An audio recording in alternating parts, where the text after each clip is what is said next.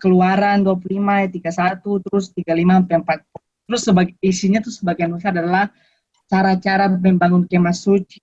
Tabernacle tuh dalam bahasa Indonesia tuh kemah suci, oke? Jadi kayak Tuhan suruh kasih kayak panduan-panduan apa yang harus dilakukan umat Israel untuk membangun kemah suci, kayak harus inilah itulah, mungkin panjang, jadi saya tidak akan mau bahas itu satu-satu, langsung kita ke biblical konteksnya dulu. Berapa nih kalau saya baca pakai bahasa Inggris ya toh, karena saya lupa menerjemahkannya dalam bahasa Indonesia karena saya malas. Gak apa-apa? Oke.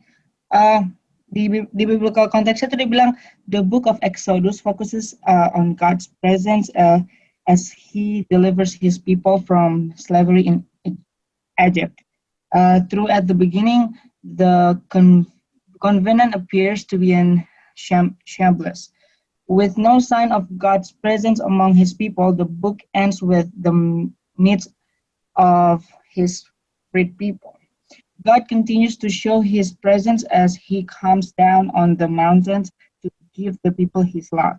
The book climaxes here as the Lord provides instruction for the building of the tabernacle, then comes down to dwell in the midst of his people. Jadi di sini kamu pasti mengerti karena kamu anak-anak yang tahu bahasa Inggris, saya tidak. Jadi tuh nih di sini tuh ceritanya nih yang difokus dalam Exodus nih, dia kayak macam cerita dari kan sudah dikasih keluar nih dari tanah Mesir. Terus ini kayak perjalanan mereka, terus kayak macam Tuhan menunjukkan dia punya presence ke dia punya jemaat. Terus kayak intinya tuh isi penuh dengan perintah-perintah untuk membangun kemah suci. Terus kayak macam ada tuh yang nanti Musa naik ke gunung, terus Tuhan kasih 10 hukum, terus panjang lah ceritanya. Tapi itu intinya di biblical konteks tuh itu. Terus dia punya lesson fokus apa sih? Kita akan belajar dia punya lesson fokus tuh di sini tuh adalah God instructed the people to build the tabernacle to serve as his house. After the tabernacle was completed, God came down to place his holy presence there. Jadi begitu. Tapi ada poin-poin yang di bawahnya tuh, dia bilang pertama adalah God wants to live in the midst of his people.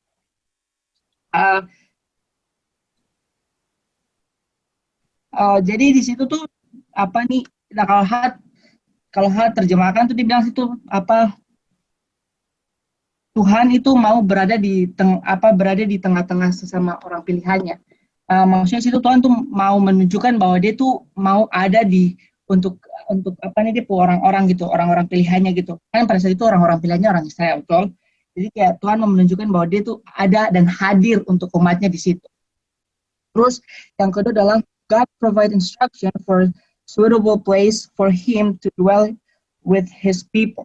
Terus di sini tuh kayak macam Tuhan kasih instruksi kepada mereka untuk bikin tempat yang sesuai dan kayak Indonesia kayak yang kayak suitable gitu, kayak yang pas, yang cocok untuk untuk Tuhan tinggal bersama-sama dengan orang gitu.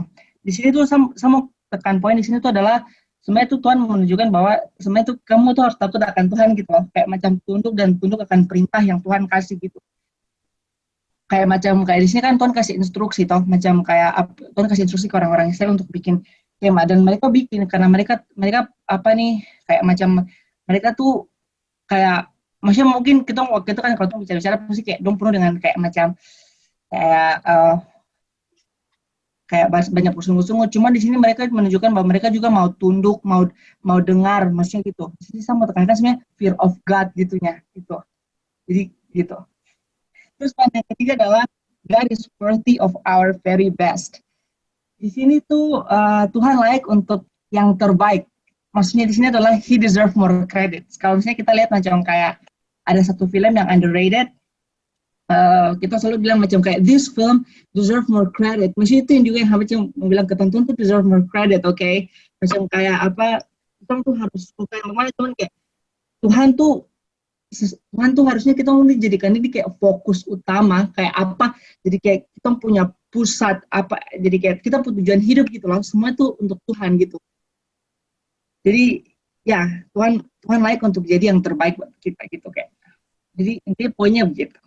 Saya tidak berbelit-belit, tidak bikin kalian bingung. Kita lanjut ke dia punya lesson application. Di situ dia punya apa lesson application itu dia kayak sudah apa nih kayak sudah secara harafiah tercantum di situ. Jadi kayak macam kalau dia kan baca kan pasti sudah mengerti apa yang dia maksud gitu. Jadi nggak perlu terlalu kayak macam menjelaskan terlalu kayak bla bla bla bla bla bla, karena kan pasti sudah belajar dan kan pasti sudah paham. Tapi saya akan baca, saya cuma bacakan aja. Having God presence among us is a privilege that should fill us with awe and appreciation of His grace. Poin pertama tuh, instead of having God's presence in a building, we can invite the Holy Spirit to dwell within us. Di sini tuh Tuhan bilang macam kayak apa nih, daripada apa, instead of having God secara building, secara bangunan, secara structure, tuh apa nih, kita sekarang tuh bisa mengundang Tuhan apa nih, invite the Holy Spirit, mengundang Roh Kudus untuk tinggal dalam kita gitu. Jadi kayak tidak perlu lagi kayak secara struktur harus bangun ini bangun itu, tidak. Tuhan cuma perlu kau mengundang dia dan kau terima di dalam kau punya kehidupan. Gitu. Yang kedua adalah we recognize what a privilege it is to enjoy God's presence. Pasti kan sudah ngerti lah macam kita harus menyadari bahwa kita nih sudah punya kayak privilege bahwa untuk bisa menikmati anugerahnya Tuhan gitu loh. Macam kayak mungkin kok apapun kok kayak macam mau sedown dan apapun, tapi Tuhan mau kau selalu realize atau kau recognize bahwa kau tuh punya hak untuk menerima Tuhan punya kehadiran itu kok. Jadi kayak ya inti poinnya tuh begitu. Yang ketiga adalah we cannot lose that presence, but we should still honor it in it every way and not take it for granted. Secara harfiah itu begitu. Jadi kayak macam mana kayak macam kita tuh kayak ini antara pernah bahas di KTB atau apa, itu tidak bisa kehilangan, atau mungkin kita pernah berdebat soal ini. Kita tuh tidak bisa kehilangan kayak Tuhan punya kehadiran gitu. Tuhan tidak bisa kehilangan itu.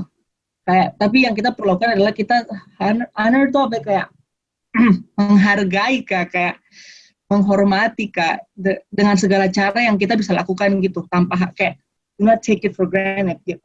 Terus yang keempat tuh, if important people are honored in a certain way, God ought to receive more honor in those same ways. Kayak apa nih, intinya tuh kayak yang tadi sudah yang poin sebelumnya saya bilang kayak Tuhan tuh deserve more credit, intinya itu kayak macam just kasih apa yang terbaik dari kau untuk dia. Jadi itulah lesson application yang bisa kita lakukan. Lanjut kita ke apa nih? Sabar ya, sorry. Sejauh ini kamu tangkap apa yang saya bahas tidak? Atau terlalu berbelit-belit atau terlalu menyusahkan kamu untuk mengerti? Tolong diberitahu agar masih bisa ditangkap. Oke. Thank you. Masih. Kita lanjut ya. Berikutnya adalah interpretable issues in the story. So di sini tuh ada tiga apa nih interpretasi hal-hal yang diinterpretasikan dalam cerita ini. Dan yang diinterpretasikan itu adalah apa, size of the tabernacle, baru the precious material, sama ark of covenant, something like that. I'm so sorry. Kita bahas pertama adalah size of the tabernacle. Intinya itu di Exodus, di Keluaran 27 ayat 9 sampai 15 itu tentang kemah suci toh. Itu tuh intinya itu isinya tentang macam Tuhan kasih instruksi. Intinya tuh instruksi semua tentang bagaimana cara membangun kemah suci, kayak hasta lah. Yang ini kalau yang kan membayangkan tentang waktu Tuhan memberikan instruksi untuk bikin bangunan itu tidak perlu menjelaskan lagi, itu yang kami tahu.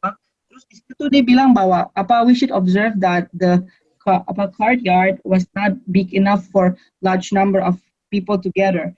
This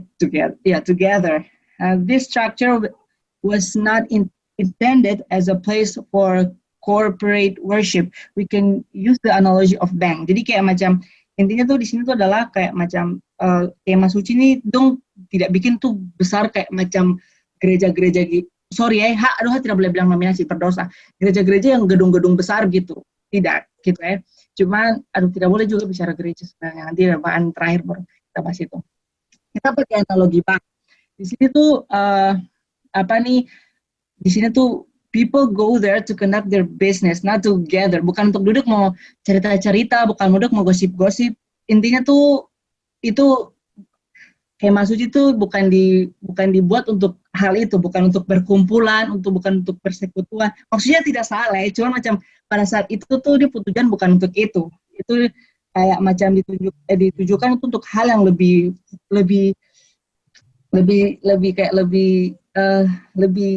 padat lagi, kayak macam hal-hal kayak macam persembahan korban korban syukur atau pengampun dosa dan segala macam itu. Yang kayak kita punya fokus tuh lebih dalam lagi daripada hanya untuk perkumpulan gitu. Terus yang kedua itu adalah precious materials. Precious materials itu persembahan khusus. Kalau saya baca di Keluaran 25 sampai 7 tuh itu tuh persembahan khusus itu persembahan khusus tuh ada emas, perak, tembaga, kain ungu tua, kain ungu muda, kain kirmizi, lenan halus, bulu kambing, kulit domba jantan yang diwarnai merah, kulit lumba-lumba dan kayu penang, minyak untuk lampu rempah-rempah, untuk minyak urapan dan untuk ukupan dan dari wangi-wanginya, permata krisopas dan permata tatahan, untuk baju efod dan untuk tutup dada. Di situ tuh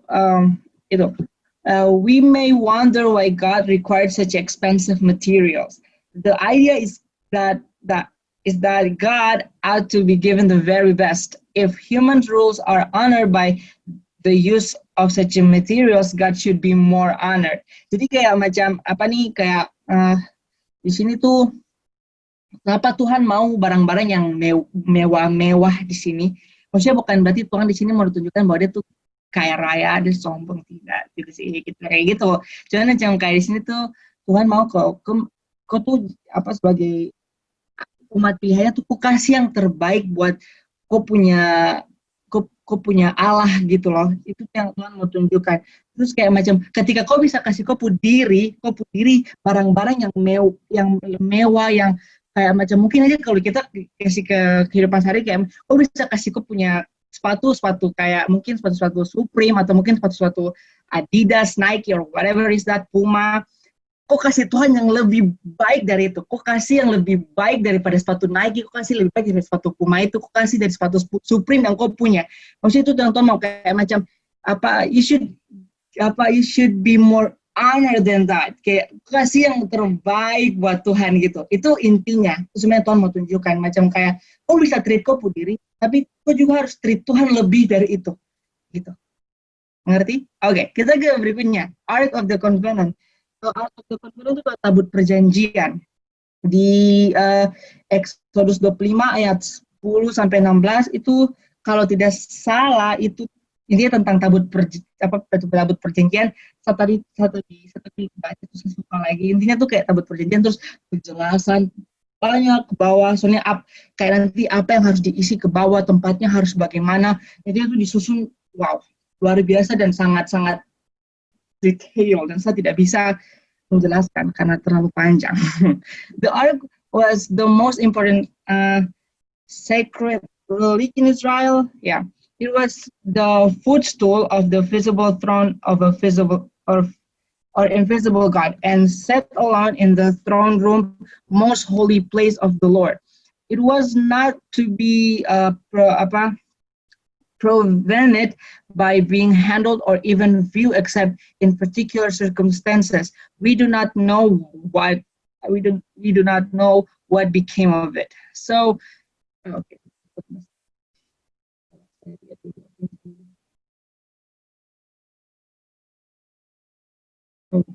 Jadi itu di sini tuh yang sebenarnya itu yang saya mau bahas di sini tuh kayak macam Tuhan punya kesucian gitu loh, macam kayak Tuhan tuh kayak Tuhan mau menunjukkan bahwa Tuhan tuh suci gitu, kayak macam kamu tuh kayak macam kalau misalnya saya pakai bahasa yang kasar tuh macam kayak kamu tuh lucu-lucu siapa ya, macam kayak aduh dia cuma bisa lihat kamu dan mata ekor aja gitu sebenarnya kayak gitu contohnya. Cuman kayak sebenarnya tidak sejati itu ya, tapi intinya tuh kayak macam apa nih Tuhan menunjukkan bahwa Tuhan ini punya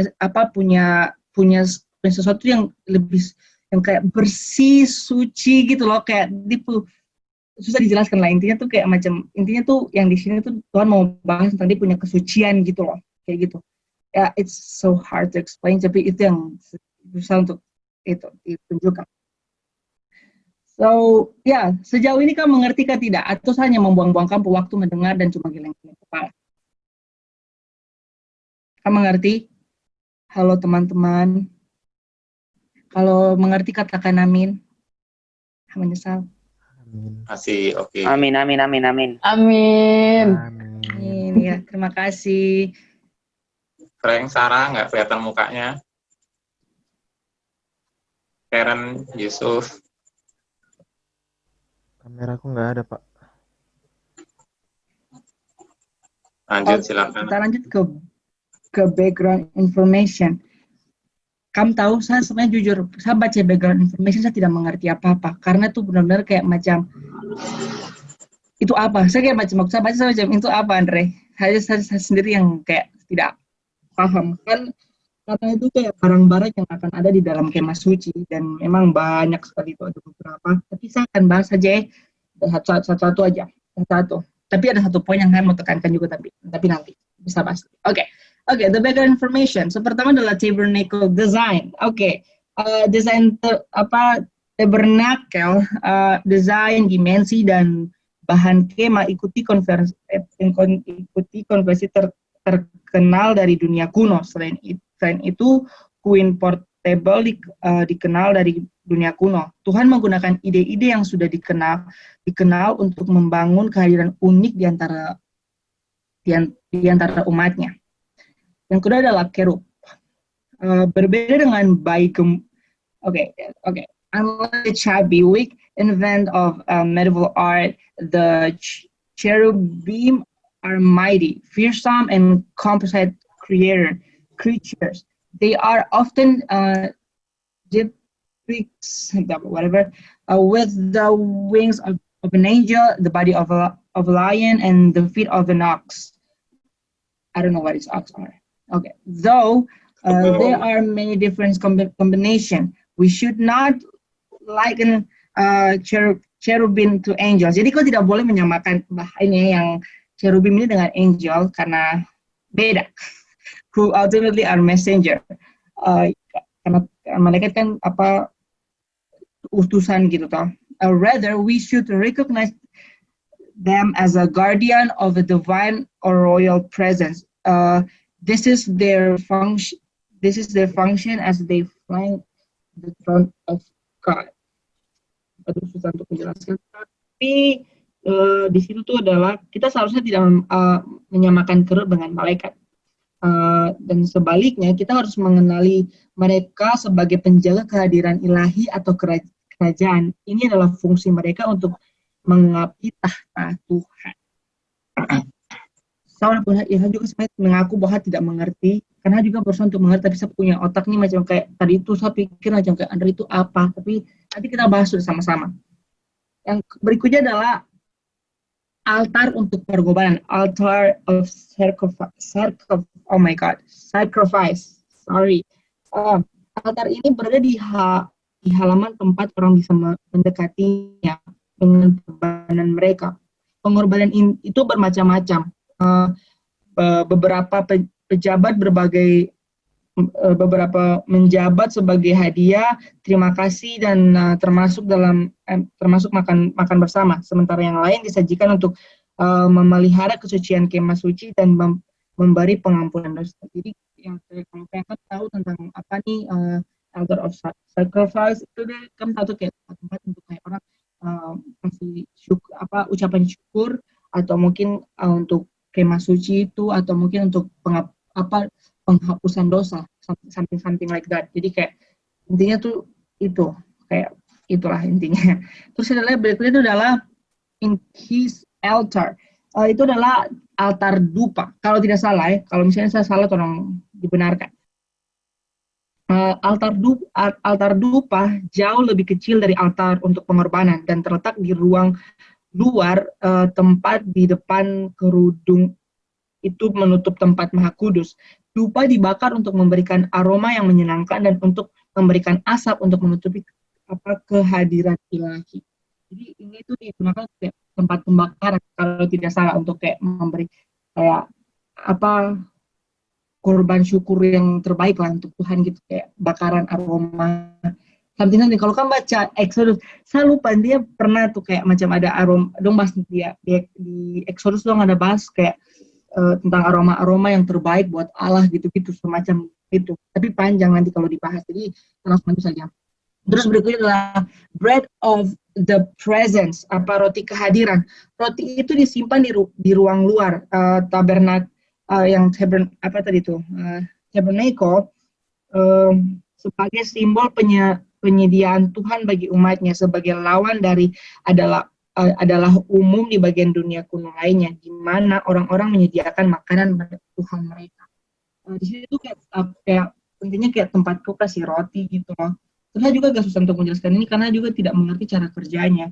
Tapi kita bilang kayak macam kalau orang-orang yang menyembah berhala dulu, tempat itu dipakai untuk kasih kasih tempat untuk kasih makan buat dewa-dewa.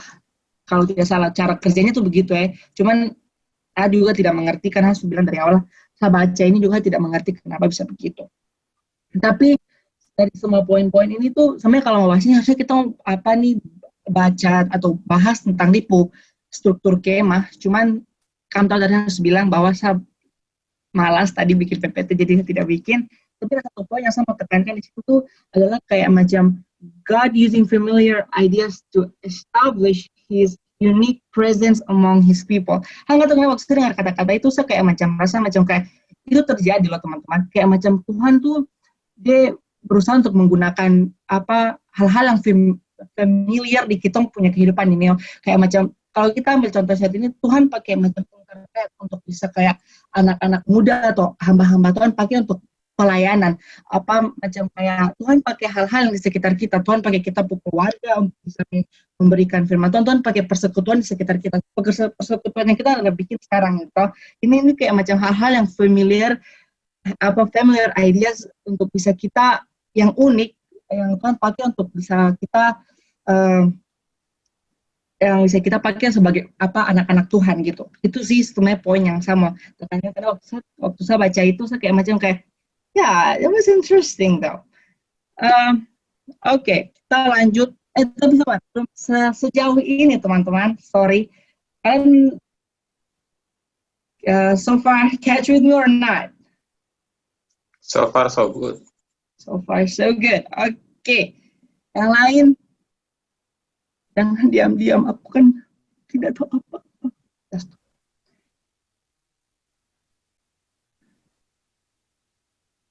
Yang lain? Ada yang mau kasih ini? Masih dilanjutkan?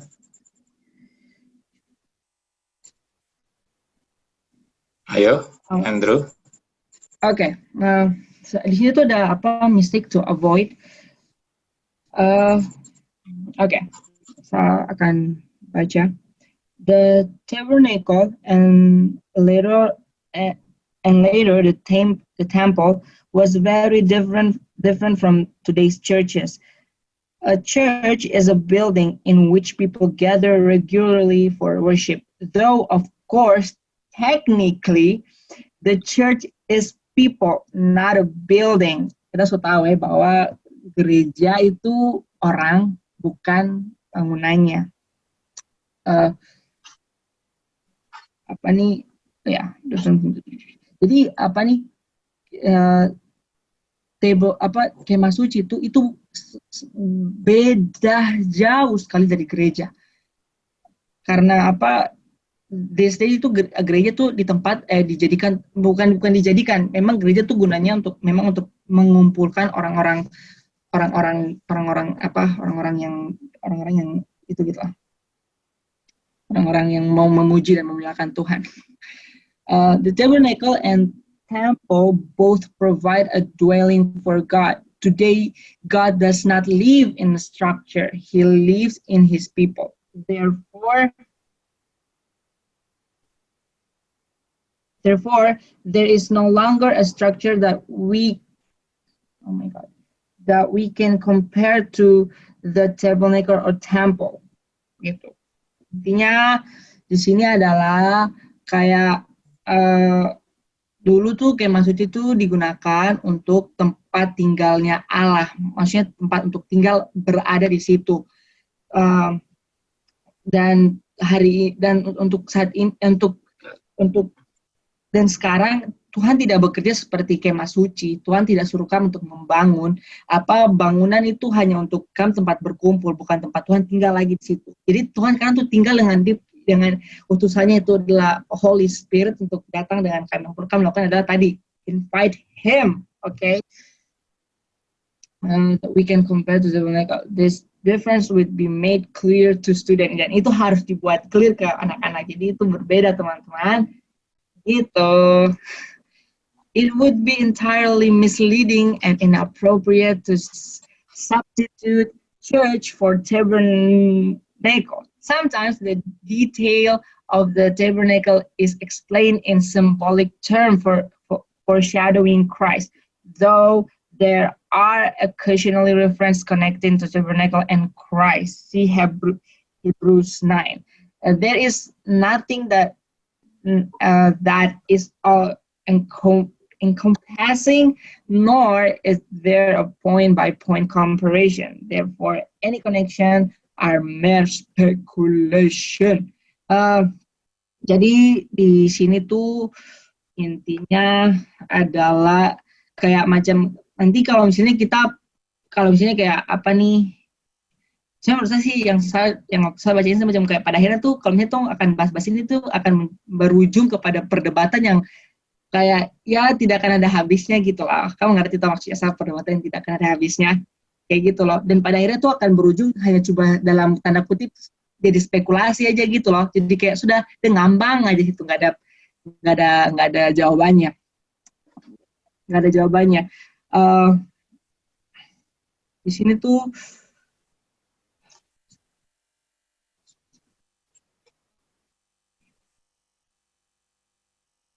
dan sekarang tuh kemah suci juga dipakai untuk menjelaskan dalam symbolic way gitu untuk foreshadowing God, Christ. Kalau kamu mengerti maksudnya saya, gitu. Nah, sudah intinya tuh poinnya begitu ya. Okay. Therefore any connection with God. Okay. Comparison. Therefore any connection are mere speculation. If we seek to convey the authority of God's word, we should focus on what it does say, not on overshadowing the verse. Jadi kayak yang kita harus fokus adalah kepada apa yang benar-benar ada dalam firman-Nya, bukan apa yang menjadi spekulasi yang tadi Tong bahas di atas, kayak spekulasi manusia ini gitu, manusia lucu ini gitu. Jadi kayak just focus on what God say, just gitu lah. Terus berikutnya adalah finally those skilled artisans were used in the building of a tabernacle, and God's spirit strengthened them for the task. This is not a story to encourage us to use our gifts for God. Of course, we should, and it is worthwhile mentioning in passing that this agents did, but that should not be the focus of the lessons. Jadi kayak macam ya, maksudnya kayak macam kan di sini juga ada kayak orang-orang yang bekerja untuk yang dikasih kekuatan dari Tuhan untuk membangun ini toh. Maksudnya sini tuh mau bilang bahwa macam kayak ya ini bukan sesuatu yang harus jadi fokus di kita untuk pelajaran hari ini. Ya betul, kita juga harus pakai kita punya talenta yang Tuhan kasih untuk melayani Tuhan, tapi untuk saat ini pembahasannya kita tidak bahas tentang talenta-talenta. Nah, so selesai deh. Iya, soal tadi ada pertanyaan Jose ya, itu binatang apa, dan itu menarik kalau ada pertanyaan gitu. Saya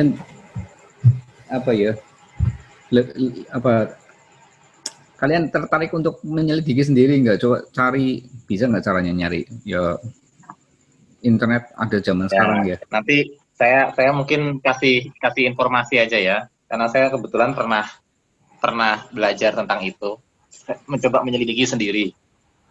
Jadi di Alkitab tuh ada 3 makhluk yang dicatat ya. Yang pertama itu ya makhluk surgawi maksudnya ya, Bu Lili nambahin. Yang pertama itu malaikat ya, sudah pasti ya, malaikat kan messengers ya, malak ya. Kalau bahasa Ibraninya salah, minta maaf Pak ya. Yang kedua itu kerub atau cherubim. Dalam bahasa ininya, cherubim, setahu saya kalau ada im itu jamak ya, setahu saya ya. Terus ada seraf, atau kalau jamaknya itu serafim. Serafim. Nah, setahu saya yang serafim ini cuma disebut di Yesaya. Nah, ini cukup sering, ini di Kejadian pasal 3, yang menjaga Taman Eden itu kerub, dengan pedang yang menyala-nyala. Kemudian di Tabernakel, itu juga kerub. Kemudian yang di penglihatannya Yehezkiel itu juga tentang kerub disebut di situ. Terus yang terakhir dari kitab Wahyu juga ada, itu tentang kerub. Jadi kerub sih cukup banyak sih. Ya kalau malaikat ini biasa yang di kisah Natal itu ya teman-teman ya, Natal, terus kebangkitan Yesus itu ya, messengers ya. Oke. Yang saya pernah pelajari ya teman-teman, ini teman-teman selidiki sendiri ya. Malaikat ini bentuknya biasanya yang selalu muncul di Natal dan kebangkitan ini ya, bentuknya tuh manusia. Ya biasa kayak manusia biasa, laki-laki begitu. Seingat saya sih disebut jenis kelaminnya laki-laki sih, meskipun kita semua tahu malaikat nggak ada jenis kelamin ya. Yang kedua itu kerub. Kerub itu kalau saya bisa gambarkan bentuknya seperti ini, kerub. Nah ini kerub. Tapi kalau Anda lihat di internet ada juga bentuk-bentuk lain, jadi sayapnya tuh ada yang bilang 4, ada yang bilang 6, ya tergantung kitab apa yang dipakai. Jadi kerubim itu ada yang di penglihatannya di kitab Yehezkiel, tuh yang ada 4 muka, termasuk di kitab Wahyu ya. Jadi intinya tuh satu makhluk dengan wajah binatang yang bermacam ragam sih ya. Nah ini kalau kalian lihat gambar-gambar di internet, muncul gambar-gambar seperti ini, makhluk-makhluk seperti ini, yang menjaga Taman Eden, kemudian menjaga menjaga yang ada di atas tabut begitu ya, karena kerub itu melayani di sekitar tahta Allah. Ini kerub ini. Ini cuma salah satu gambar kerub ya. Bisa aja bentuknya ini sih. Nah, ini yang umum, yang biasa dilihat. Jadi ini disebut makhluk penjaga tahta Allah yang kalau kalian lihat di YouTube atau di Google itu muncul gambar-gambar mirip-mirip seperti ini nih. Ada tangannya, ada kakinya, terus ada wajahnya. Tapi kenapa saya terdorong waktu itu menyelidiki makhluk-makhluk ini tentang itu loh, kejatuhan manusia dalam dosa. Dan di dalam salah satu video YouTube yang saya saksikan tentang kejatuhan manusia dalam dosa itu dipaparkan tentang ular kan ya. Nah, tentang ular. Nah, sedangkan di dalam bahasa Ibrani yang namanya seraf itu artinya bisa berapi, bisa juga ular. Ya kalau digabung ya ular berapi begitu ya. Nah itu yang sempat jadi pikiran saya nih, pokoknya seraf itu makhluk seperti ini, yang kemungkinan seperti ini, karena artinya dua, seraf itu artinya berapi atau ular. Jadi kalau saya sih bisa, dan dua-duanya seraf dan kerub ini dua-duanya dari tahta Allah nih. Ini dua-duanya berjaga di tahta Allah, melayani di tahta. Kalau teman-teman punya waktu lihat YouTube, lihat aja ulasan tentang serafim dan kerubim dan pelayanan mereka di tahta Allah. Jadi ada yang mengatakan ini sama, ada yang mengatakan ini tidak sama. Nah itu saya belum mengambil keputusan sih. Nah tapi kemudian saya sempat berpikir waktu itu ya, berpikir-pikir, wah kalau begitu misalnya serafim itu ular atau minimal wujudnya seperti ular gitu ya, atau bahasa Ibrani dari ular, selain nahas ya, kan ular tuh dalam bahasa Ibrani bisa nahas dan bisa juga seraf gitu. Seraf tuh ular berapi, lebih tepatnya ular berapi. Nah, apakah yang dilihat yang dilihat oleh Adam di Taman Eden itu memang pakai menggunakan kata nahas sih, seingat saya ya, dalam bahasa Ibraninya ya. Tapi apakah nahas yang di situ tuh istilah lain juga untuk seraf gitu. Dan seraf yang dimaksud di sini adalah makhluk surgawi ya yang mengambil bentuknya ular begitu. Karena saya berpikir begini, waktu itu yang ini pikiran gatal saya teman-teman ya. Jadi teman-teman ini baru teori, jadi jangan dianggap ini kemutlakan karena saya juga belum mengambil keputusan. Waktu digoda oleh makhluk yang disebut ular itu gitu ya, apakah itu seraf yang kemudian diterjemahkan sebagai nahas, pokoknya intinya ular begitu ya. Dan kemudian pertanyaan saya, kenapa waktu itu Adam itu tidak takut kepada ular gitu? Apakah ular itu kelihatan sebagai makhluk yang cantik sehingga Hawa dan Adam itu melihatnya itu bukan sebagai sebuah ancaman atau bagaimana begitu? Dan yang kedua itu dengan berapinya itu, apakah berapi di sini maksudnya tuh cemerlang seperti Lucifer yang disebut bintang pagi yang adalah makhluk yang cemerlang itu. Lucifer kan artinya bintang fajar ya. Dan kemudian pertanyaan ketiga itu, apa maksudnya waktu setelah manusia jatuh dalam dosa itu Tuhan mengutuk ular dan ular dikatakan akan berjalan dengan perutnya. Apakah artinya sebelumnya ular punya tangan dan kaki seperti halnya serafim? Kan serafim kan makhluk yang punya tangan dan kaki ya. Apakah itu maksudnya? Nah, itu yang membuat saya tanda tanya ya saudara ya. Dan pertanyaan keempat buat saya, jadi saya kalau baca Alkitab pasti bertanya gitu ya. Saya baca itu sambil bertanya. Dan yang keempat itu, tepatkah kalau saya mengatakan bahwa sebetulnya kejadian 3 itu terjadi 2 kejatuhan gitu. Terjadi terjadi dalam saat yang sama. Yang pertama tuh kejatuhan manusia yang didahului dengan kejatuhan seraf. Jadi seraf ini, ular ini ketika menggoda manusia, dia jatuh di situ. Jadi ini kejatuhan iblis itu di kejadian 3. Tapi pada saat yang sama, pada saat iblis jatuh itu juga manusia jatuh gitu. Nah, selama ini saya kan terpikirnya, selama ini kan saya selalu berpikir bahwa iblis itu, malaikat itu jatuh tuh sebelum penciptaan. Sebelum penciptaan iblis iblis itu jatuh begitu ya. Iblis itu, malaikat tuh mengalami kejatuhan tuh sebelum penciptaan. Tapi sejauh ini saya belum menemukan ayat yang konklusif menyatakan bahwa iblis itu jatuhnya pada saat sebelum penciptaan gitu. Biasanya orang pakai ayat itu ya, yang di dalam kitab Yesaya tuh yang mengatakan aku ingin sampai 5 kali itu ya. Biasanya orang pakai itu, tapi itu kan sebetulnya menggambarkan tentang teguran Nabi kepada Raja Babel ya. Nah, jadi saudara, saya lalu berpikir kalau begitu kapan iblis jatuhnya? Kapan malaikat Tuhan tuh jatuhnya gitu?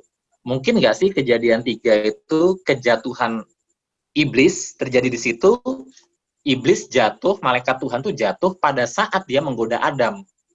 Jadi pada saat dia menggoda Adam, mengajak Adam untuk memberontak, pada saat itulah kejatuhan malaikat Tuhan yang kalau menurut istilah ini bukan malaikat ya, tapi seraf ini, kejatuhan makhluk surgawi yang bernama seraf ini, yang harusnya melayani di tahta Allah, itu jatuh ketika bersamaan dia menggoda Adam itu. Nah, apakah itu yang terjadi? Nah, itu pertanyaan keempat saya.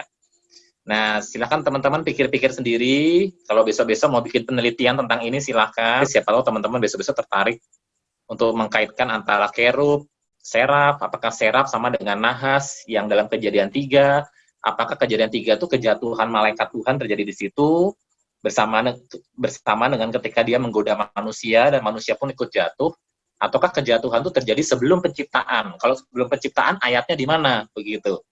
Gitu, ayatnya di mana? Begitu. Nah, jadi, saudara, itu pikiran-pikiran yang pernah muncul di saya ketika saya memikirkan tentang waktu itu lagi berpikir soal kejatuhan manusia sih, dan tentang seraf ini gitu.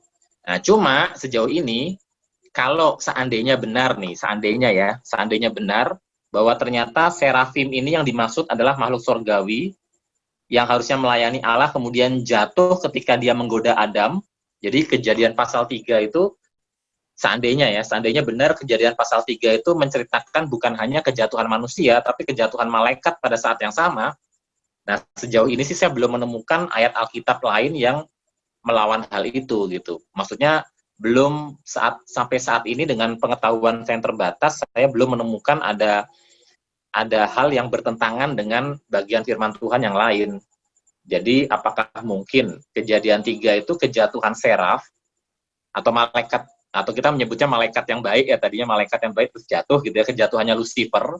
Apakah mungkin Kejadian 3 itu kejatuhannya Lucifer, si serafim yang cantik itu, yang berapi-api dan menyala itu, bintang fajar itu, bersama-sama dengan kejatuhan Adam, atau hanya Kejadian 3 itu hanya manusia saja yang jatuh?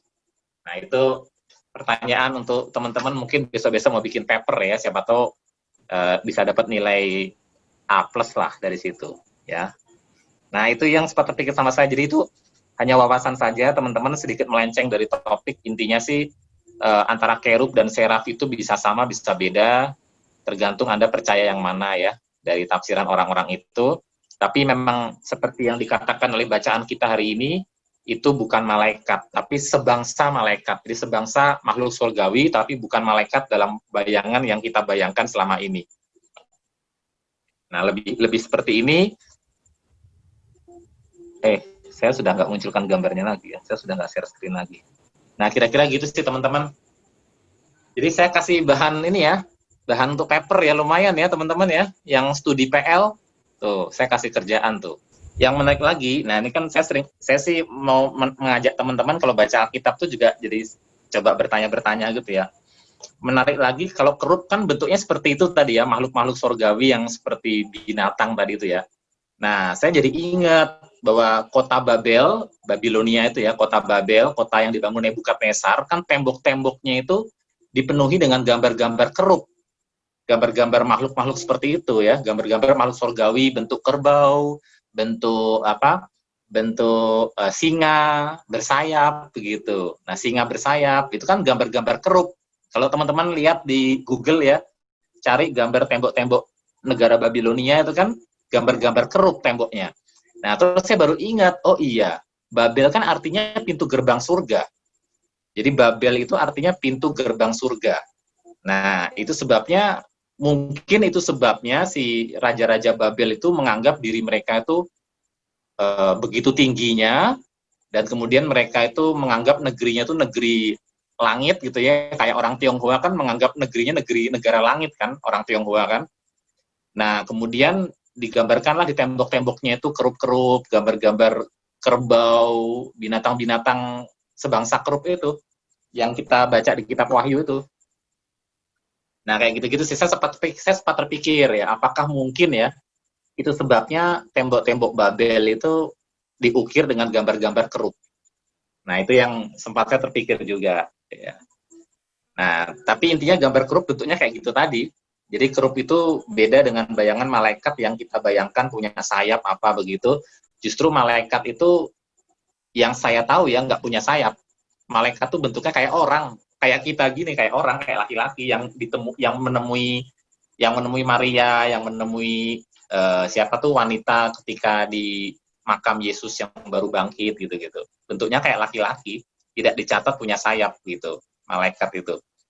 Nah, itu yang pernah saya tahu, Pak ya.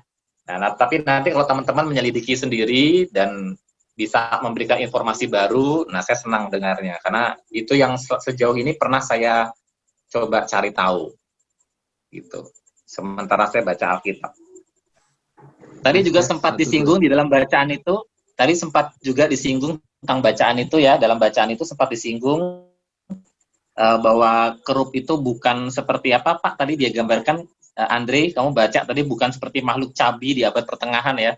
Kan kalau malaikat-malaikat orang-orang di Eropa itu kan cabi, kayak itu loh, cupit-cupit itu loh, yang pegang panah terus lepas panah terus orang jatuh cinta itu loh, cupit. Nah itu kan imajinasi orang abad pertengahan, saya juga nggak tahu sumbernya dari mana.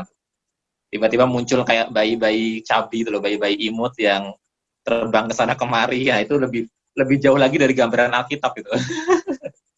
Nah tadi sempat disinggung dalam bacaannya si Andre tadi. Kira seperti itu tuh Chelsea yang orang punya itu football club. Iya.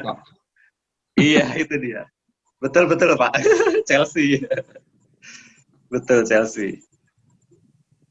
Tapi gini Pak, itu tadi saya mau komentar sedikit apa namanya Okyopid Dewa Yunani ya betul.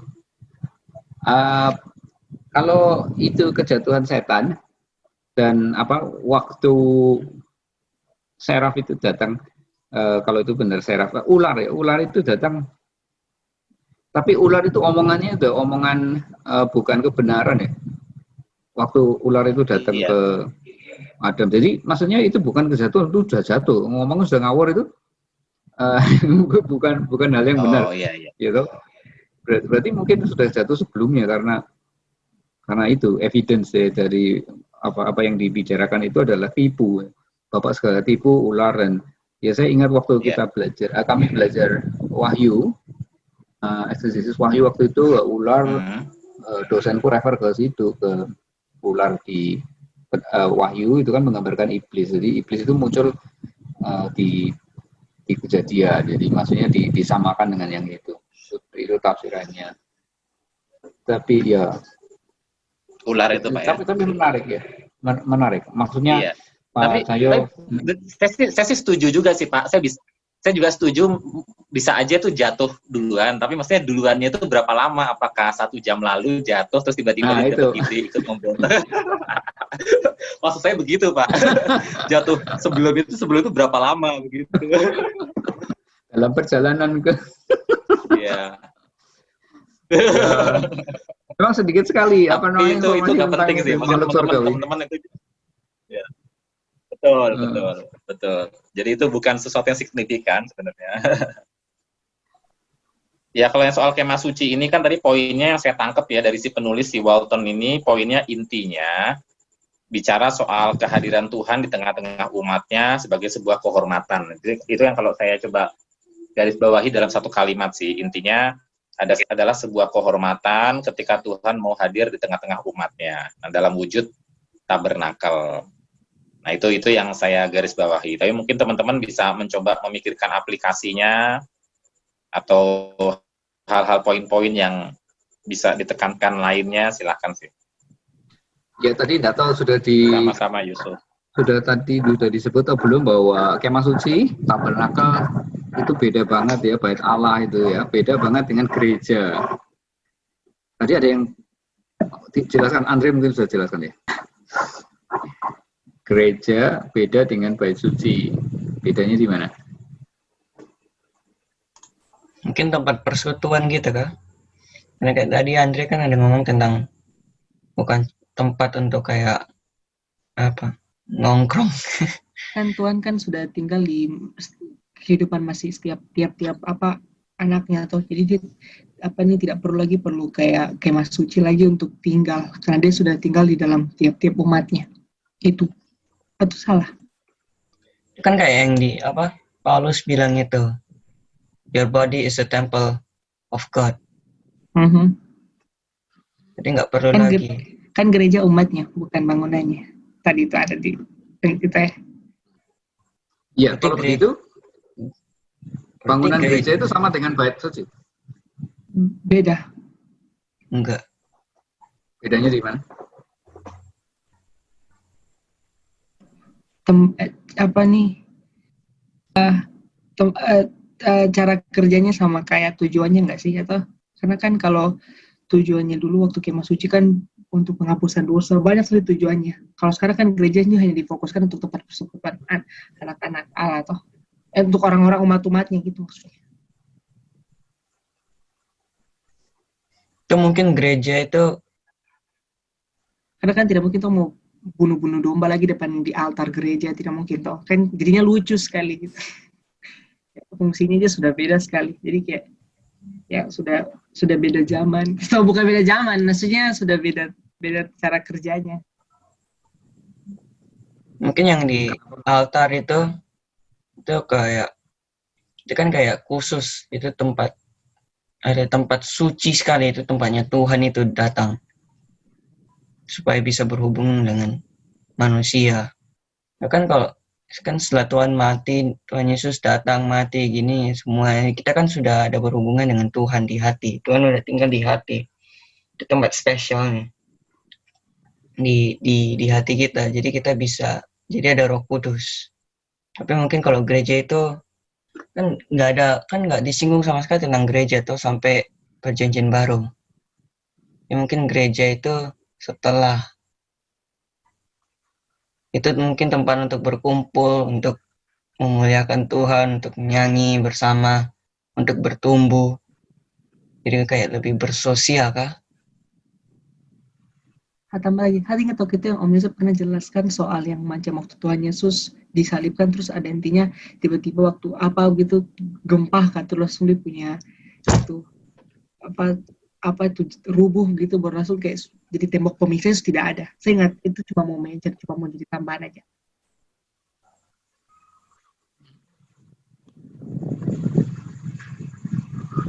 Aku udah ingat itu gimana? Yang Om Yusuf pernah jelaskan soal yang waktu Tuhan Yesus. Tabir bait Allah ya, waktu Tuhan Yesus bangkit. Iya. Ya itu Waktu Tuhan Yesus mati ya. Waktu Tuhan atau Yesus bangkit? mati ya. Iya, Mati. Ya, waktu Tuhan Yesus mati. Itulah anak domba yang sesungguhnya, yaitu Yesus ya. Anak domba itu kan lambang. Waktu zaman bait Allah, kemah suci bait Allah itu lambangnya. Dan Tuhan Yesus mati, udah. Itu berarti udah nggak ada batas lagi. Kita sudah disucikan, sudah dianggap suci. Ya.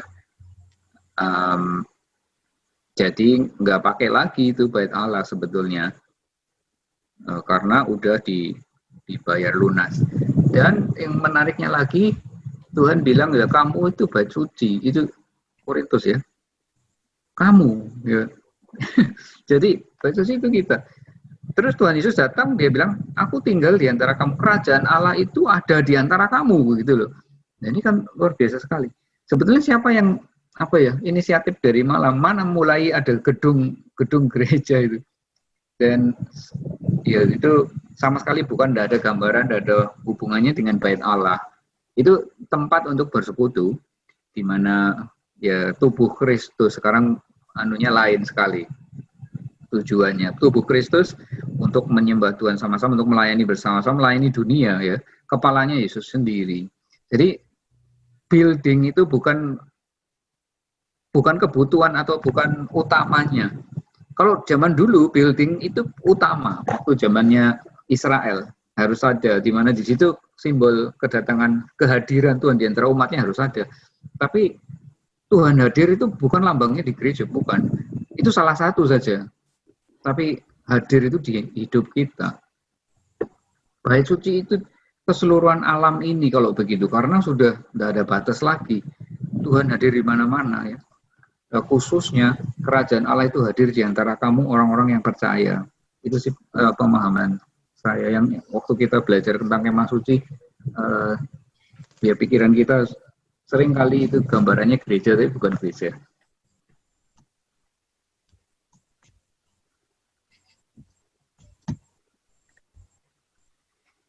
Ya, dan Tuhan kita tuh beda sekali dengan Allah-Allah yang palsu. Tuhan kita itu bukan diberi makan. Kalau kita datang ke kuil-kuil lain kita menyodorkan makanan untuk Allah itu dewa-dewa.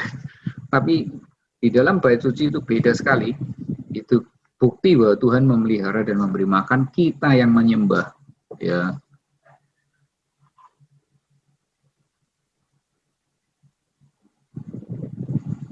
Ya terus terang saya tidak banyak belajar seperti Pak Nur pernah lebih serius belajar tentang kerubim, serafim, dan malaikat. Ini juga sebetulnya menarik untuk dipelajari. Saya tidak banyak tahu. Tapi betul, kerub beda dengan malaikat beda sekali. Dan ya malaikat itu bukan yang bersayap. Mungkin malaikat tidak ada sayap karena waktu siapa itu ya, waktu kebangkitan Tuhan Yesus, Maria itu nggak kenal, ini pikirnya tukang kebun. Jadi malaikat tuh kayak tukang kebun. Kayak orang human biasa. Itulah malaikat. Malaikat sebetulnya itu adalah utusan ya, malam artinya yang diutus membawa pesan dari Allah kepada manusia. Ya itu sih yang menarik. Dan satu hal tadi yang konvei itu dulu zaman dulu nggak tahu Pak Pendeta Yusuf BS ya di Surabaya itu yang nulis tulang Elisa, mungkin pernah baca, itu zaman saya masih kecil dulu, terkenal sekali karena dia secara alegoris menafsirkan detail dari kemah suci hubungannya dengan Yesus. Jadi tidak berpedoman saja di Ibrani 9 mengkaitkan kemah suci dengan Yesus, lebih detail lagi dan luar biasa, memang menarik banyak orang. Tapi ya sebetulnya tadi dikatakan prinsip yang betul dari penulisnya itu bahwa jangan kita terpesona atau tertarik kepada detail-detail barang-barang itu yang harus diteliti. Ini hubungannya apa dengan keselamatan, dengan pengorbanan Yesus. Tidak perlu. Yang penting ya apa yang dikatakan di situ itu melambangkan supaya kita kenal yang utama, yaitu pribadinya Yesus. Ya. Yaitu banyak spekulasi di situ, jadi penafsiran alegoris itu, alegorisasi, bukan alegoris tapi dialegoriskan. Simbol-simbol itu, device itu dibuat meaning semua yang kadang-kadang nggak related dengan sama sekali dengan konteks. Oke, jadi itu mungkin dari saya. Pak Nur matanya masih cendot-cendot.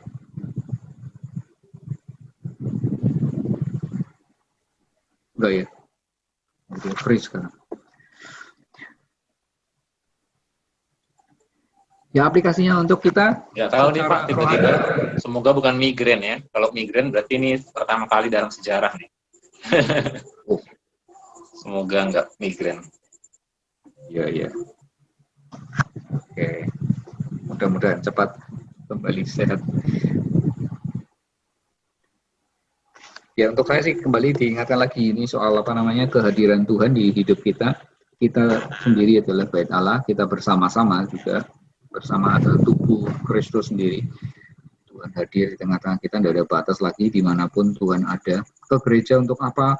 Untuk melayani dunia bersama-sama dengan bagian tubuh yang lain. Memuliakan Tuhan. Ya pandemi ini mengajar kita untuk pikir lagi banyak hal tentang eksistensi gereja itu yang terpenting apa sebetulnya. Tentu kita harus bertemu untuk bertumbuh bersama, saling terjadi di pertemuan itu di gereja paling efektif. Tapi apakah itu gedungnya dan di mana fokusnya sebetulnya? Apakah Zoom ini termasuk gereja atau bukan? Gimana Brian? Menurutmu Zoom ini bisa termasuk gereja bukan? Tidak boleh Pak. Tidak boleh terus-menerus gereja melalui Zoom. Tapi Zoom ini termasuk persekutuan yang ya kita bisa dibilang gerejawi atau bukan? Kalau gerejawi tidak Pak. Sama sekali tidak. Tidak. Jadi sampai di batas mana? Persekutuan iya. Persekutuan harus bertemu langsung. Oh berarti ini bukan persekutuan? Ini nggak bisa dibilang persekutuan. Ini Mungkin loh. diskusi Pak. Diskusi. Oke, diskusi.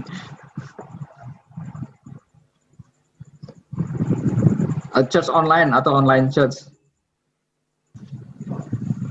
Nah, Wow. waktu apa namanya? Waktu ini apa Paulus di penjara ya? Paulus di penjara itu kan nggak bisa itu kayak kayak di apa itu? PSBB. Nggak bisa berkontak dengan apa jemaat, tapi dia apa usahanya? Kalau ada Zoom waktu itu pasti pakai Zoom itu. Tapi dia nulis surat. Nah, nulis surat itu persekutuan bukan? Ya memang nggak sempurna, tapi ada usaha untuk relasi, ada berusaha untuk berelasi. Saya pikir intinya gereja itu relasi, ya. Kalau gereja tidak ada berelasi, kayaknya kok bukan gereja itu. Jadi maksudnya Zoom memang relasi kurang efektif karena kita hanya lihat muka, kadang-kadang itu kita bisa banyak sembunyi lah di belakang kamera. Nah, tapi kalau in person kita lebih apa adanya. Nah, itu yang relasi yang berkualitas, apa adanya kan. Ya lebih terus terang, lebih transparan. Saya pikir itu yang penting. Ya apa namanya pertemuan itu. Nah, Paulus sendiri tulisan di surat itu kalau bisa saya ketemu waktu ini, ya kan? Itu harapan selalu ke sana memang. Tapi memang syukur betul nih, pandemi ini membuat kita pikir ulang pikir keras apakah gereja itu sebetulnya secara esensi.